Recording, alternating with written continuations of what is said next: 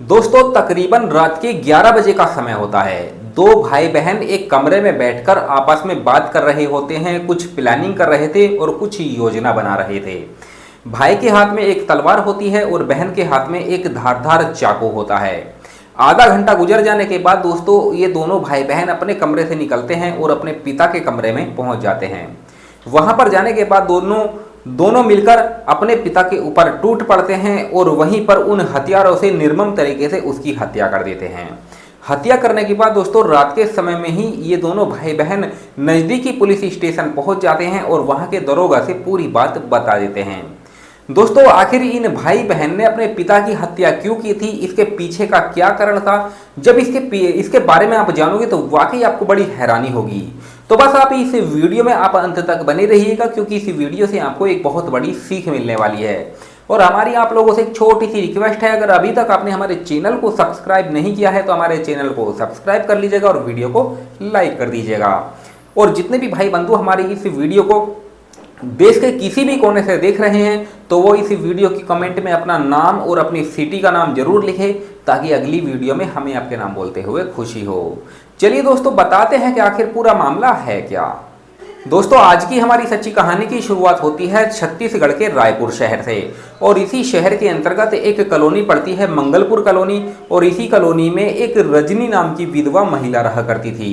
दोस्तों इसका पति नहीं था, क्योंकि 2 साल पहले एक बीमारी के चलते इसके पति का देहांत हो चुका था।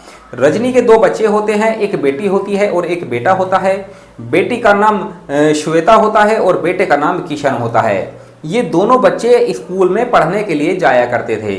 दोस्तों रजनी काफ़ी गरीब औरत होती है, इसके पास कोई काम धंधा नहीं था, बस मेहनत मजदूरी करके अपने बच्चों का पालन पोषण कर रही थी। इसके पास इतने पैसे नहीं थे कि वो पूरा खर्चा अपने बच्चों के स्कूल का उठा सके, इसीलिए कभी कभी तो इसको और इसके बच्चों को रात में ही भूखा सोना पड़ जाता था।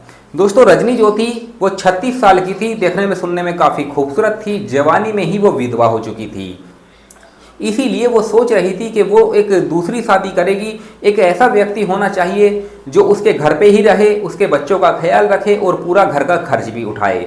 इसीलिए रजनी ने अपने दोस्तों से और कुछ रिश्तेदारों से कह दिया था कि वो अब दूसरी शादी करना चाहती है। दोस्तों अब इसके जितने भी जिन जिन लोगों से इसने कहा था वो लोग ऐसे व्यक्ति की तलाश करने लगते हैं जो कि रजनी के घर पे ही रह के उसका पूरा ख्याल रखे, उसके बच्चों का ख्याल रखे और पूरा खर्च भी उठाए।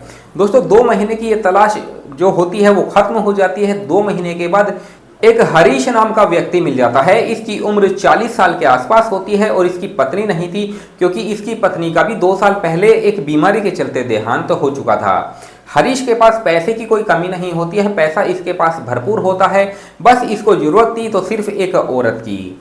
तो दोस्तों हरीश को और रजनी को मिलाया जाता है, दोनों एक दूसरे को देख लेते हैं, एक दूसरे को पसंद कर लेते हैं। फिर ये शर्त रखी जाती है कि हरीश जो है वो रजनी के घर पे ही रहेगा। दोस्तों हरीश भी मान जाता है और फिर इन दोनों को एक मंदिर में ले जाकर इन दोनों की बड़े अच्छे से शादी करवा दी जाती है। दोस्तों अब हरीश जो था वो रजनी के घर पे ही रहने लगता है, उसका पूरा खर्चा उठाने लगता है, उसके बच्चों का खर्च भी उठाने लगता है। इस तरीके से दोस्तों जीवन अच्छे से कट रहा था, किसी बात की कोई दिक्कत परेशानी नहीं होती है। दोस्तों हरीश एक बिगड़ा हुआ व्यक्ति होता है, काफ़ी अय्याश टाइप का आदमी होता है। रजनी की बेटी श्वेता के ऊपर इसकी गंदी नज़र पड़ जाती है। जब घर में कोई नहीं होता है तो श्वेता को वो अकेला पाके उसके साथ जोर जबरदस्ती करने लगा था और उसे धमकी भी देने लगा था। अच्छा श्वेता उसका विरोध करती थी, वो कहती थी कि तुम तो मेरे पापा हो और मेरे पापा होकर भी मेरे साथ ऐसा काम करते हो। तो दोस्तों हरीश उसको धमकी दे दिया करता था और कहता था कि अगर तुमने मेरी बात नहीं मानी तो मैं तुम्हारी माँ और तुम्हारे भाई को जान से मार दूंगा। दोस्तों श्वेता जो होती है वो डर जाती है और उसकी बात मानने लगती है, और इसी प्रकार से जो हरीश होता है वो एक फूल जैसी लड़की श्वेता के साथ अपनी हदों को पार कर देता है, उसके साथ हैवानियत का गंदा काम करने लगता है।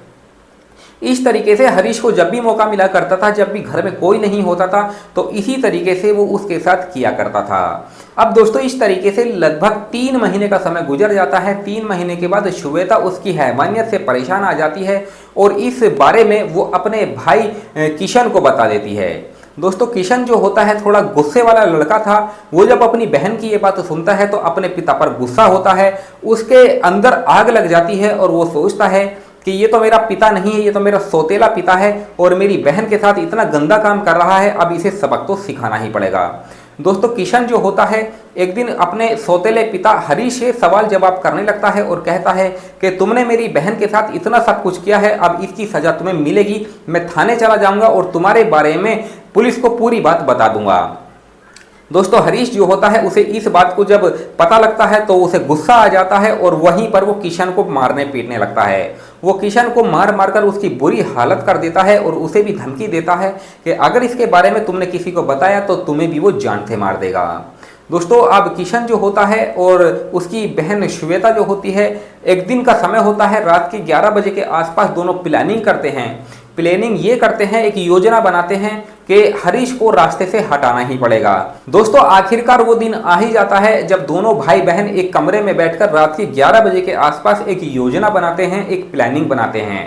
प्लानिंग ये बनाते हैं कि हरीश को रास्ते से हटाने के बारे में वो सोचने लगते हैं। अब जो किशन होता है वो बाहर से एक तलवार का इंतजाम करता है और जो श्वेता उसकी बहन होती है वो किचन से एक धारदार चाकू लेकर आ जाती है। अब दोस्तों हरीश जहाँ पर सो रहा था, जिस कमरे में सो रहा था, ये लोग 11:30 बजे के आसपास उस कमरे में चले जाते हैं और ताबड़तोड़ तरीके से हरीश के ऊपर वार करना शुरू कर देते हैं। हरीश चीखने चिल्लाने लगता है, उसकी आवाज़ से आसपास के लोग इकट्ठा हो जाते हैं वहीं पर। और दोस्तों लेकिन जितनी देर में आस पड़ोस के लोग वहाँ पर आते तब तक इन दोनों ने अपना काम कर दिया था। काम करने के बाद दोस्तों ये नज़दीकी पुलिस स्टेशन पहुंच जाते हैं और वहां के दरोगा से पूरी बात बता देते हैं और कहते हैं, जो किशन होता है वो दरोगा साहब से कहता है कि दरोगा साहब मेरा सौतेला पिता मेरी बहन के साथ बहुत ही गलत काम किया करता था। हमने उसे समझाने का भी प्रयास किया था लेकिन वो नहीं माना, जिस वजह से हमें उसकी हत्या करनी पड़ी। दोस्तों दरोगा साहब जब उसकी ये बात सुनते हैं तो दोनों बच्चों को अपने कब्जे में लेते हैं और उसके बाद हरीश के घर पे जाते हैं। वहाँ पर हरीश का जो शव पड़ा था उसको अपने कब्जे में लेके उसको पोस्टमार्टम के लिए भेज दिया जाता है। दोस्तों पोस्टमार्टम भेजने के बाद अब इन बच्चों से पूछताछ की जाती है तो इन्होंने तो पहले ही अपना जुर्म कबूल कर लिया था, लेकिन हालांकि बच्चों से जुर्म तो हुआ था, अब उनको उनके किए की सज़ा तो मिलनी ही थी। इसीलिए दोस्तों दोनों बच्चों के ऊपर एक चार्जशीट बनाई जाती है, अदालत में पेश किया जाता है। अदालत में पेश करने के बाद जज साहब भी इनकी बातें सुनते हैं। तो जज साहब जब इनकी बातें सुनते हैं तो उनकी आंखों में आंसू आ जाते हैं। उसके बाद इन दोनों बच्चों को बाल सुधार गृह में भेज दिया जाता है। दोस्तों हरीश की कोई औलाद नहीं थी, इसीलिए हरीश की जितनी भी प्रॉपर्टी होती है वो रजनी के नाम आ जाती है, उसके बच्चों के नाम आ जाती है। अब दोस्तों जब ये बच्चे बाल सुधार गृह से छूट के आएंगे तो अपना जीवन काफ़ी अच्छे से अपना व्यतीत कर सकते हैं, किसी बात की कोई दिक्कत नहीं थी। लेकिन किशन ने अपनी बहन के ऊपर हुए अत्याचारों का बदला हरीश से लिया। क्या उसने सही किया या फिर गलत किया, इसमें आपकी क्या राय है, आप हमें कमेंट सेक्शन में बता सकते हैं। चलिए मिलते हैं फिर किसी और वीडियो में, तब तक धन्यवाद।